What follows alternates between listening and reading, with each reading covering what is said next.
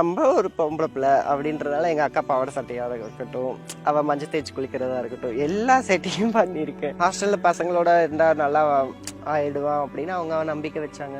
அங்கே எனக்கு hostel வார்டன்லேருந்து 10th 12th படிக்கிற பசங்கள்லேருந்து எல்லாம் இருக்கட்டும், இல்லை கேலி கிண்டல் இந்த மாதிரிலாம் சின்ன பிள்ளையா இருக்கமா, வெளியெல்லாம் எங்கேயும் போய் கஷ்டப்பட வேணாம், நான் என் பிள்ளை பெத்த பிள்ளையாட்டக்க பார்த்துக்கிறேன் அப்படின்னு சொல்லி பாசம் காட்டி நல்லா வச்சுருந்தாங்க. அதுக்கப்புறம் தான் தெரிஞ்சிச்சு அவங்க வீட்டில் நம்ம சம்பளம் இல்லாத ஒரு வேலைக்கு ஆளுன்னு.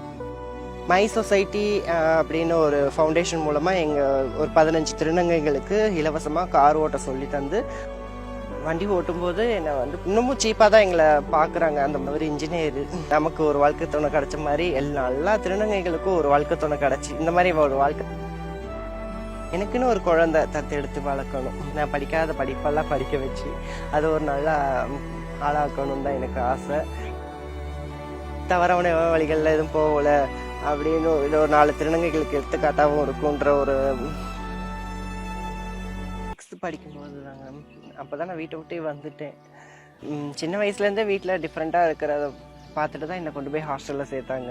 அங்கே எனக்கு சில கொடுமைகள்லாம் நடந்துச்சு, கசப்பான சம்பவங்கள்லாம் நான் வெளியே சொல்ல விரும்பலை.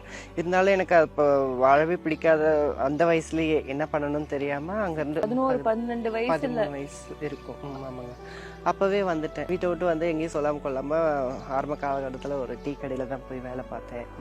அப்போ அங்கே என்னையும் வேலைக்கு சேர்த்துக்கிட்டாங்க.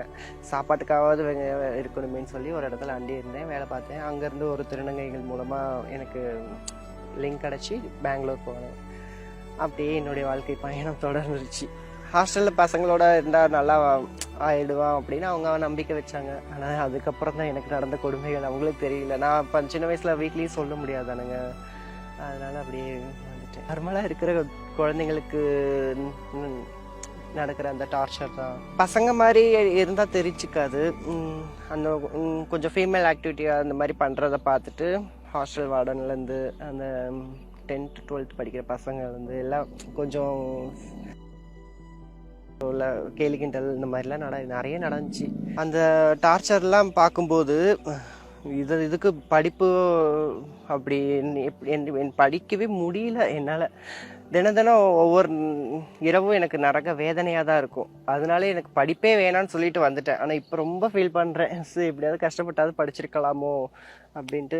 இருந்தாலும் என்னால் இப்போவும் கண்டினியூ பண்ண முடியல, அப்படியே ஓடிக்கிட்டு இருக்கு. என்னால் எங்கேயுமே போக முடியாது. ஆனால் தெரிஞ்சவங்க ஒருத்தங்க திருநங்கை மூலமாக லிங்க் கிடச்சி பெங்களூர் போனேன் இல்லைங்க, அவங்க என்ன நல்லா வச்சு பார்த்துக்கிட்டாங்க. சின்ன பிள்ளையா இருக்கமா, வெளியெல்லாம் எங்கேயும் போய் கஷ்டப்பட வேணாம், நான் என் பெத்த பிள்ளையாட்டக்க பார்த்துக்கிறேன் அப்படின்னு சொல்லி பாசம் காட்டி நல்லா வச்சுருந்தாங்க. நாட்கள் போக போக அப்புறம் தான் புரிஞ்சிச்சு, சரி டிரான்ஜெண்டர்ஸாக அப்போ என்னன்னே எனக்கு தெரியாது, இப்படி ஒரு இது இருக்குமான்ட்டு. நம்ம பொம்பளை பிள்ளை தான் அப்படின்னு சொல்லி என்னையே நான் முழுசாக மனசார நம்ப ஆரம்பிச்சிட்டேன். ஏன்னா வீட்டில் இருக்கும்போதும் சரி, நானும் எங்கள் அக்காவும் ஆற்றுக்கு போய் குளிக்க போகிறதா இருக்கட்டும், அவள் என்னெல்லாம் பண்ணுறாளோ அதை அப்படியே நானும் பண்ணுவேன். எங்கள் அக்கா சத்தம் போடுவா, நீ ஏன்டா இப்படி பண்ணுற அப்படின்னு. நானும் உன்ன மாதிரி தானே, ஏன் அப்படி இருக்கக்கூடாது அப்படிலாம் சொல்லி பண்ணுவேன். நான் அதுலேருந்து எனக்கு பையன்ற ஃபீலிங்கே வராது. இப்போ நம்ம ஒரு பொம்பளை பிள்ளை அப்படின்றதால எங்கள் அக்கா பாவாடை சட்டையாக இருக்கட்டும், அவள் மஞ்சள் தேய்ச்சி குளிக்கிறதா இருக்கட்டும், எல்லா செட்டையும் பண்ணியிருக்கேன். அந்த மாதிரி இருக்கிறதுனால இவங்க நம்மளை பொம்பளை பிள்ளையாட்டக்க பார்த்துக்கிறேன்னு சொல்லும்போது ஆசை, புதுசாக ட்ரெஸ் எல்லாம் வாங்கி கொடுத்தாங்க. அங்கே போய் இருக்கும்போது கவுனு பாவாடை சட்டை இதெல்லாம் கொடுக்கும்போது நானும் ஆசையாக அவங்க வீட்டில் போய் தங்கிட்டேன். அதுக்கப்புறம் தான் தெரிஞ்சிச்சு அவங்க வீட்டில் நம்ம சம்பளம் இல்லாத ஒரு வேலைக்கு ஆளுன்றது. இருந்தாலும் பரவாயில்ல, நமக்கு வெளியே நடந்த கொடுமையோட இது ரொம்ப பரவாயில்ல. நம்ம வந்து பொம்பளை பிள்ளை, வீட்டு வேலையெல்லாம் நம்ம தான் பார்க்கணும், துணிமணிலாம் துவைச்சி போடணும், வீட்டில் நம்ம அப்பா அம்மாவுக்கு சமைச்சு போட மாட்டோமா, அந்த மாதிரி மூத்த திருநங்கைகளுக்கு நம்ம தான் சமைச்சு போடணும்னு சொல்லி அவங்க வீட்டில் இருக்க பழகிட்டேன். அதுக்கப்புறம் வயசு வர வர வர எடுத்து சொல்லி புரிய வச்சாங்க, நம்ம சம்பாதிக்கணும்னா வேற வழி இல்லை தங்கம், நீ படிச்சிருந்தீங்கன்னா கூட ஏதாவது உனக்கு வெளியே எங்கேயா வேலை வாங்கி தருவோம், படிக்கிறியான்னு கேட்டாங்க. எனக்கு அந்த பழைய இன்சிடென்ட்லாம் நடந்ததுனால நான் படிக்க போக மாட்டேன் அப்படின்னு சொல்லிட்டு, சரி ஓகே உனக்கு பிடிச்ச மாதிரி இருமா அப்படின்னு சொன்னாங்க. கொஞ்சம் என்னோட சர்ஜரி இதுக்கெல்லாம் காசு தேவைப்பட்டதுனால நான் வேற வழி இல்லாமல் நார்த் இந்தியாவிலாம் போய் கலெக்ஷன் பண்ணிக்கிட்டு தான் இருந்தேன். அதுக்கப்புறம் ஒரு கட்டத்தில் எங்கள் வீட்டில் எல்லாம் தெரிய வந்து என்னை அப்செட் பண்ணிக்கிட்டாங்க. அப்படிங்கும்போது சரி நம்ம இப்படி தான் பண்ணுறோம் அப்படின்னு தெரிஞ்சால் மறுபடியும் வீட்டில் ஏற்றுக்க மாட்டாங்களோ அப்படின்ற ஒரு பயத்திலேயே சரி நம்ம ஏதாவது ஒரு தொழில் பண்ணுவோம், இப்படி வேலைக்கு போகிற மாதிரி காட்டிக்கிட்டோம்னா அவங்க நம்மளை அப்செட் பண்ணிக்குவாங்க, ஏற்றுக்குவாங்க அப்படின்ற நம்ம வீட்டுக்கு பெருமையாகவும் இருக்கும். என் பையன் வெளியே போய் கஷ்டப்பட்டாலும் தவறான வழிகளில் எதுவும் போகல அப்படின்னு ஒரு 4 திருநங்கைகளுக்கு எடுத்துக்காட்டாகவும் இருக்குன்ற ஒரு எனக்குள்ள தோணுச்சு. மை சொசைட்டி அப்படின்னு ஒரு ஃபவுண்டேஷன் மூலமாக எங்கள் ஒரு 15 திருநங்கைகளுக்கு இலவசமாக கார் ஓட்ட சொல்லி தந்து அது லைசன்ஸும் எடுத்து தந்தாங்க. அது மூலமாக தான் எனக்கு டிரைவருன்ற ஒரு அங்கீகாரம் கிடச்சிச்சு. அது பெருமையாக சொல்லுவேன். நான் திருநங்கையாக இருந்து ஒரு கால் டாக்ஸி ஓட்டுற அளவுக்கு வளர்ந்து இப்போ சொந்தமாக கார் வாங்கி என்ன சார்ந்து ஒரு 4 திருநங்கைகளுக்கு வேலை கொடுக்குற அளவுக்கு இருக்கிறேன். ஆனால் இப்போதைக்கு திருநங்கைகள் ஆர்வமாக இல்லை டாக்ஸி ஓட்டுறதுக்கு. ஆனால் டிரைவிங் சொல்லி கொடுத்துருக்குறேன். வந்தாலுமே நான் கார் தர ரெடியாக இருக்கிறேன் வேலைக்கு. ஆனால் இப்போதைக்கு 4 பசங்க தான் இப்போ இருக்காங்க. அவங்க அவங்கள வச்சு மெயின்டைன் பண்ணிக்கிட்டு நார்த் இந்தியாவில் வந்து அவங்க நம்புகிறாங்க, இந்துக்கள் வந்து ஆணித்தரமாக நம்புகிறாங்க. திருநங்கைகள் வந்து ஒரு விசேஷத்துக்கும் கலந்துக்கிட்டா அவங்கள்ட்ட ஆசீர்வாதங்கள் வாங்கினா நல்லது நடக்கும் அப்படின்னு நம்புகிறாங்க. அது இன்ன வரையும் இருக்குது. நானும் நிறைய கல்யாணத்துக்கும் சரி, வீட்டு கிரகப்பிரவேசமும் சரி, அவங்களாம் போயிட்டு நிறைய பேருக்கு ஆசீர்வாதங்கள் பண்ணியிருக்கோம். அவங்க கூட இருக்கும்போது போயிருக்கிறோம். நான் சின்ன பிள்ளையா இருப்பேன், எனக்கு மூத்தவங்களாம் இருப்பாங்க, அது இருந்தாலும் ஆசீர்வாதம் வாங்குன்னு சொல்லி பண்ண சொல்லுவாங்க. அதெல்லாம் பண்ணியிருக்கிறேன். அவங்க நம்புகிறாங்க. அந்த நம்பிக்கை தானங்க வாழ்க்கை, அதில் ஓடிக்கிட்டு இருக்கு. இங்கேயும் அந்த நம்பிக்கை இருக்குது. அது அவங்க எங்களை மனுஷங்களாகவே பார்க்க மாட்டேங்கிறாங்க. ஒரு சில பேர் தெய்வமாகவும் பார்க்குறாங்க, ஒரு சில பேர் சொல்லிக்கிற மாதிரி சலிப்பு தன்மையோடவும் பார்க்குறாங்க. எங்களை அப்படிலாம் பார்க்க நான் சொல்லலை. எங்களை மனுஷங்களாக பாருங்கள். உங்களை மாதிரி தான் நாங்களும். உங்கள் வீட்டில் ஒரு அக்கா, தம்பி, அண்ணன் இந்த மாதிரி இருந்தால் எப்படி நீங்கள் பார்ப்பீங்க, அந்த மாதிரி எங்களையும் பாருங்கள். வேற்றுக்கிரகவாசி ஒன்றுன்னு கிடையாது இல்லைங்க. நாங்கள் அதுக்கும் இதுக்கும் டிஃப்ரெண்ட் ஒன்றும் இல்லைங்க. வீட்டிலேருந்து அம்மா கூப்பிட்டுட்டாங்க அப்படின்னு சொல்லவும் அவங்க கொஞ்சம் இல்லை போகக்கூடாது, சர்ஜரி பண்ணணும் தானே இருந்துட்டு போ அப்படின்னு சொன்னாங்க. எனக்கு வீட்டு பார்க்கணும் பிடிக்கணும்னு ஆசை வந்துருச்சு. சரின்ட்டு நான் உங்கள்கிட்ட சொல்லாமல் அப்படியே எஸ்கேப் ஆகி தமிழ்நாடு போனால் போதும்னு வந்தேன். ஆனால் வந்தப்போ அந்த ட்ரெயின் கோயம்புத்தூர் தான் வந்து ரீச் ஆச்சு. சரி, கோயம்புத்தூர்ன்றப்ப எனக்கு தெரிஞ்சவங்க இங்கே 2-3 பேர் இருக்காங்களா, அவங்களுக்கு கான்டாக்ட் பண்ணி இங்கே வந்து இருந்துட்டேங்க. வண்டி ஓட்டும்போது என்னை வந்து பொண்ணாக தான் பார்ப்பாங்க. ஏன்னா நான் ஹைட்டாக இருக்கிறதுனால இறங்கி வந்தால் தான் உங்கள் டிரான்ஸா அப்படின்லாம் பார்ப்பாங்க. இந்த டாக்ஸி ஓட்டுறதுக்கு முன்னாடி ஆட்டோ தான் ஓட்டிக்கிட்டு இருந்தேன். அப்போல்லாம் கன்ஃபார்மாக தெரியும் உங்கள் டிரான்ஸ் தான் அப்படின்னு சொல்லிட்டு கொஞ்சம் பயப்படுவாங்க. சாதாரணமாக பஸ்ஸில் போகும்போதே நாங்கள் போய் உட்காந்தோம்னா அவங்க எழுந்திரிச்சு நின்றுக்கிட்டு கூட வந்துடுவாங்க. எங்கள் கூடலாம் சகஜமாக பழக மாட்டாங்க. அப்படி இருக்கிற காலகட்டத்தில் நான் வண்டி ஓட்டுறேன்னு சொல்லும்போது அவங்களுக்கு கொஞ்சம் பயந்தானுங்க. அதனால் சரின்ட்டு, ஆனால் போக போக எனக்கு நிறைய ரெகுலர் ஃபேமிலியிலேருந்து அவங்க வீட்டு ஒரு டிரைவர் நான் தான் அப்படின்னு சொல்லி கூப்பிட்ற அளவுக்கு பழகிட்டேன் மக்களோட. கோயம்புத்தூர் மக்கள் வந்து என்னை அப்செட் பண்ணிக்கிட்டாங்க.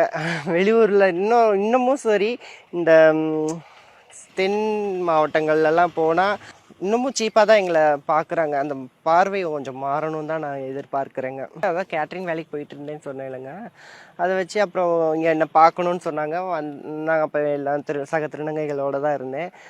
இல்லைம்மா நான் தனியாக வீடு பிடிச்சிட்டு இருக்கும்போது சொல்கிறேன், அப்போ வாங்க, இப்போ வேண்டாம் அப்படின்னு சொன்னப்போ சரின்ட்டு அப்புறம் கொஞ்ச நாள் வந்தாங்க. எங்கூடயே எங்கள் அம்மா இருந்தாங்க. இந்த சாய் ட்ரஸ்ட் மூலமாக எனக்கு ஒரு ஆட்டோ வாங்கி கொடுத்தாங்க. அந்த ஆட்டோ அப்போ ஓட்டிக்கிட்டு இருக்கும்போது கொஞ்சம் பெருமையாகவும் இருந்துச்சு. எங்கள் வீட்டில் இதை வச்சு மேனேஜ் பண்ணிட்டேன். நான் டாக்ஸி ஆட்டோ தாம்மா ஓட்டுறேன் அப்படிங்கும்போது அவங்களுக்கு கொஞ்சம் பெருமையாக இருந்துச்சு. ஃபஸ்ட் டைம் என்னை கோயம்புத்தூருக்கு வந்து பார்க்க வந்தப்போ பரவாயில்ல, நல்லா தான் இருக்கிற, நான் பொம்பளை பிள்ளை பெற்றுருந்தா நீ இப்படி தான் இருந்திருப்பியா அப்படிலாம் சொல்லி நான் ரொம்ப ஆர்வமாக பார்த்தேன். அவங்களுக்கு ஒரு ஆனந்தம்.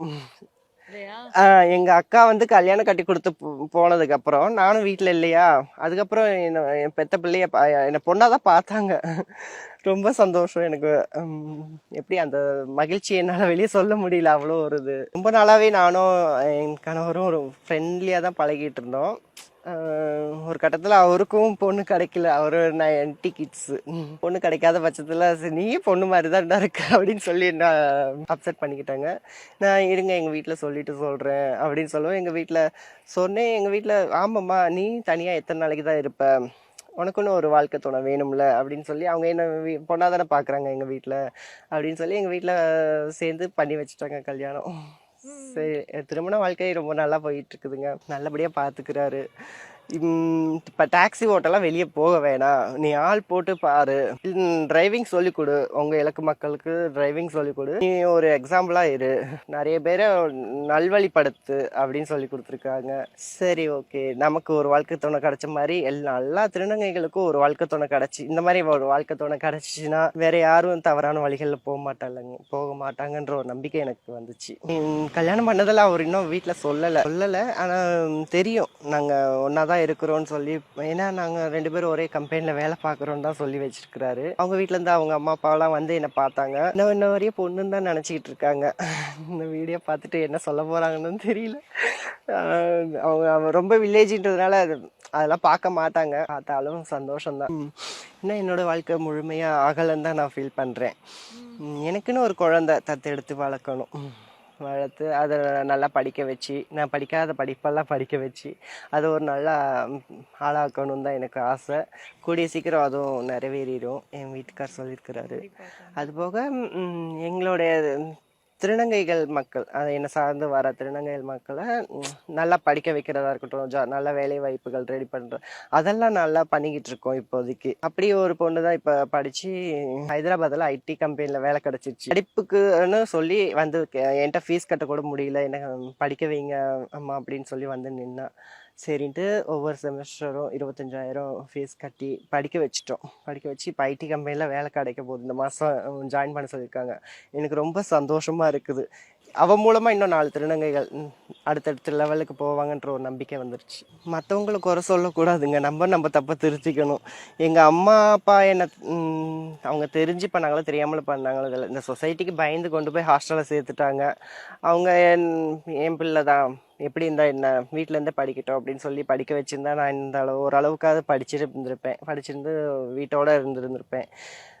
அந்த மாதிரி அவங்க வீட்டில் இந்த மாதிரி ஒரு குழந்தை டிஃப்ரெண்ட்டாக இருக்குது அப்படின்னு சொல்லி ஒதுக்க வேணாம். 4 பேர் தப்பாக பேசுகிறாங்க, நம்ம மான மரியாதை போயிடும், கௌரவம் போயிடும் அப்படின்னு சொல்லி அதெல்லாம் தூக்கி போட்டுட்டு உங்கள் குழந்தைய உங்கள் குழந்தை தானே, நீங்கள் பார்த்து வளர்த்துக்கோங்க. நீங்கள் வேணான்னு சொல்லி விட போக தான் வெளியே போய் யாரையோ நம்பியே போய் கஷ்டப்படுறாங்க. அப்படின்ற பட்சத்தில் எது வந்தாலும் பரவாயில்ல. இப்போ ஒரு பொண்ணு வயசுக்கு தான் சீர் பண்ணுறீங்க, கல்யாணம் காட்சி பண்ணுறீங்க, அந்த மாதிரி எங்களையும் ஒரு குழந்தையா பாருங்க. இப்போ இருக்கிற டெக்னாலஜில நிறைய இருக்குது, ஈஸியா எல்லாமே கத்துக்கலாம். அப்படின்ற பட்சத்துல அவங்களுக்கு என்ன தேவையோ எல்லாமே நீங்க பண்ணி கொடுத்துட்டீங்கன்னா நாங்க தவறான வழிகளில் போக மாட்டோம். நாங்க இப்ப நான் ஒரு சில எனக்கு கிடைச்ச வாய்ப்பு மாதிரி நிறைய திருநங்கைகளுக்கு கிடைக்கல, அதுதான் உண்மை. கிடைச்சாலும் ஒரு சில பேர் மிஸ்யூஸ் பண்ணிட்டு போயிடுறாங்க. அது மாதிரி எல்லாத்துக்கும் வாய்ப்பு கிடைக்கணும்னா ஃபர்ஸ்ட் படிக்கணும். படிச்சா போதும், தன்னம்பிக்கை தானா வளர்ந்துரும். இது மாற்றத்திற்கான நேரம் தான். நாங்க எங்களை மாத்திக்கிறோம். எனக்கு கிடைத்த வாய்ப்பு மாதிரி நிறைய திருநங்கைகளுக்கு கிடைக்காது. அப்படின்ற பட்சத்துல ஒரு சில பேர் தவறான வழிகளில் போகலாம். அது அவங்களோட வாழ்வாதாரத்துக்காக அவங்க போராடிக்கிட்டு தான் இருக்காங்க. அவங்களுக்கும் ஒரு நாள் கண்டிப்பா அந்த மாதிரி ஏதாவது ஒரு வாய்ப்பு கிடைக்கும், அவங்க வாழ்க்கையில முன்னேறுவாங்க. இந்த கோயம்புத்தூர் திருநங்கைகள் மட்டும் நான் சொல்லலை, எல்லா திருநங்கைகளுக்கும் கண்டிப்பாக ஏதாவது ஒரு வாய்ப்பு கிடைக்கும். எனக்கு கிடைச்ச மாதிரி அந்த பொதுமக்களாகிய நீங்கள் இந்த வீடியோ பார்ப்பீங்க, உங்கள் வீட்டு பக்கத்துலேயோ இல்லை ஆப்போசிட்லேயோ இல்லை உங்கள் வீட்டு ஃப்ளாட்லேயோ ஏதோ ஒரு திருநங்கைகள் இருந்தால் அவங்களுக்கு உதவி செய்யாட்டியோ உபத்திரம் பண்ணாமல் இருந்தால் போதும். அதுதான் நான் ரொம்ப கேட்டுக்கிறேன். ஏன்னா நாங்கள் தினம் ஒவ்வொரு பிரச்சனையும் ஃபேஸ் பண்ணி தான் வந்துக்கிட்டு இருக்கிறோம். மேற்கொண்டு நீங்கள் எங்களை காயப்படுத்தினா அந்த முன்னேறி வரணுன்ற மென்டாலிட்டியே இல்லாமல் போயிடும் எங்களுக்கு. அதனால் நாங்கள் எங்களை மாற்றிக்கிட்டோம், நீங்கள் உங்களை மாற்றிக்கணும்னு நாங்கள் கேட்டுக்கிறோம்.